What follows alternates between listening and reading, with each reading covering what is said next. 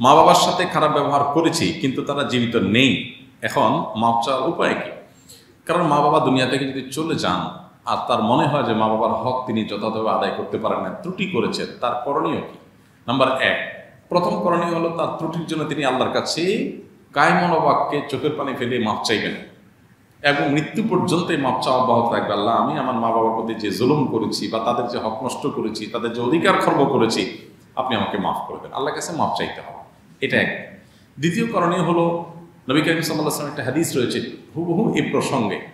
তিনি বলেছেন যে কোনো মানুষ তার মা বাবার অগোচরে তাদের মৃত্যুর পর কিভাবে তাদের প্রতি বীর করবে, কিভাবে তাদের প্রতি সদাচরণ করবে। এক সাহাবী জিজ্ঞাসা করেছেন, ইয়া রাসূলুল্লাহ, আমার মা আমার বাবা মারা গেছেন, কিভাবে আমি কাইফা আবার রহমা, কিভাবে আমি তাদের প্রতি সদাচরণ করবো, তারা তো মারা গেছে। তো এটার উপায় সম্পর্কে নবী সাল্লাল্লাহু আলাইহি ওয়াসাল্লাম বলেছেন যে মা বাবা জীবদ্দশায় যাদের সাথে চলাফেরা করতেন, আপনার মা যাদেরকে বান্ধবী হিসেবে গ্রহণ করতেন, বাবার বন্ধু বান্ধব যারা ছিলেন, যাদের সাথে উঠা বসা করতেন, আপনার বাবা তার একটা নাতিকে খুব আদর করতেন, ছেলেকে আদর করতেন, মা তার একটা মেয়েকে আদর করতেন, তার নাতিদেরকে আদর করতেন। এক কথা, তারা যেটাকে পছন্দ করতেন, যাদের সাথে সুসম্পর্ক রাখতেন, আপনি তাদের মৃত্যুর পর সেই কাজটা করবেন। কথা বুঝে আসছে?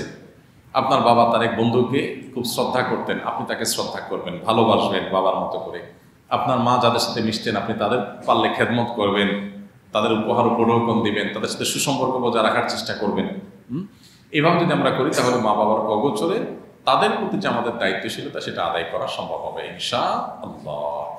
এর পাশাপাশি মা বাবার তরফ থেকে দান সাদাকা করা, তাদের তরফ থেকে আল্লাহর কাছে আল্লাহর রাহে দান সাদাকা করা, এগুলোর মাধ্যমে ইনশাআল্লাহ মা বাবার মৃত্যুর পরও আমরা তাদের প্রতি সদাচরণ করার সুযোগ লাভ করবো এবং আগের যে অন্যায় অনাচার হয়েছে আল্লাহর কাছে মাপ চাইলে এবং এভাবে তাদের পক্ষ থেকে দান সাদাকা করলেন, তাদের বন্ধু-বান্ধব, তাদের চলাফেরা করা মানুষগুলোর সাথে সদাচরণ করলেন, এগুলো করলে আশা করে যে আল্লাহ তাআলা রিকভার করবেন।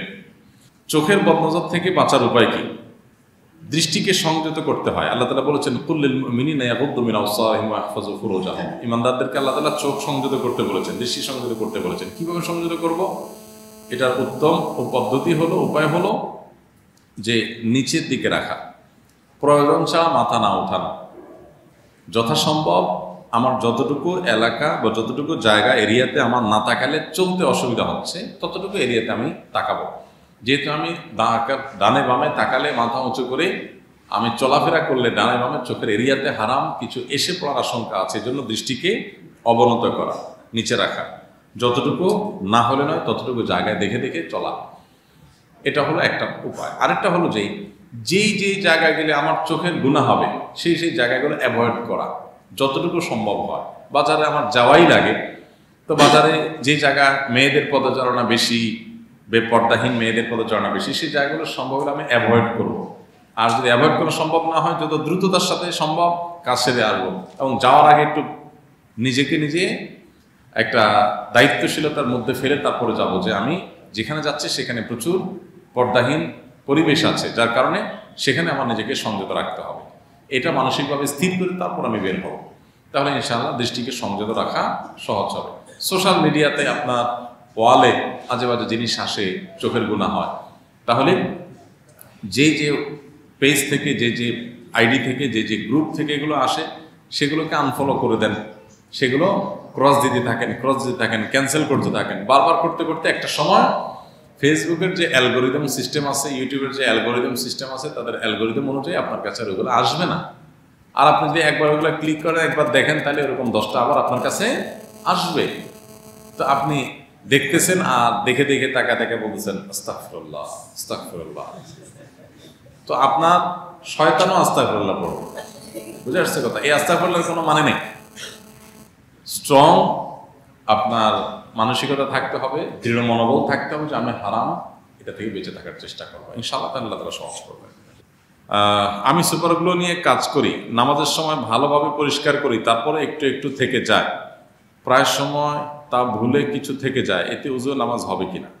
না ভাই, এটা তো উযু নামাজ তো হবে না। এখন আপনার কাজ যেহেতু গ্লো নিয়ে হয়, সেক্ষেত্রে আপনার যে কোনো মূল্যে অজুর অঙ্গগুলো, অজুর অঙ্গের বাইরে এখানে গ্লু লেগেছে, অন্য কোথাও লেগেছে, এখানে ধোয়া জরুরি না, তাহলে ওটা না উঠাইলেও হবে, নামাজ হয়ে যাবে। তবে পরবর্তীতে যখন গোসল ফরজ হবে তখন আবার ঠিকই এটা আপনাকে রিমুভ করতে হবে। এখন কথা হলো যে ওজুর অঙ্গের মধ্যে যদি আপনার গ্লু লেগে যায়, হাতেটাতে লেগে যায়, তাহলে আপনার এটা যদি থেকে যায় আর এই অবস্থা আপনি নামাজ পড়েন, নামাজ হবে না। কারণ ওজুর জন্য অন্যতম পূর্বশর্ত পবিত্রতা অর্জন করা।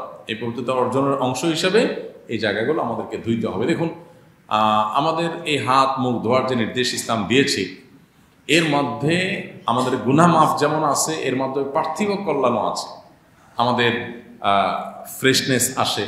আপনি যখন লং রুটে যাবেন, দেখবেন যে কিছুক্ষণ গাড়ি ড্রাইভ করার পর, গাড়ি চালানোর পরে ক্লান্তি চলে আসে, চোখে ঝিমানি চলে আসে, ঘুম চলে আসে। তখন মানুষ কি করে? থামায়, হাত মুখ ধোয়, তাই না?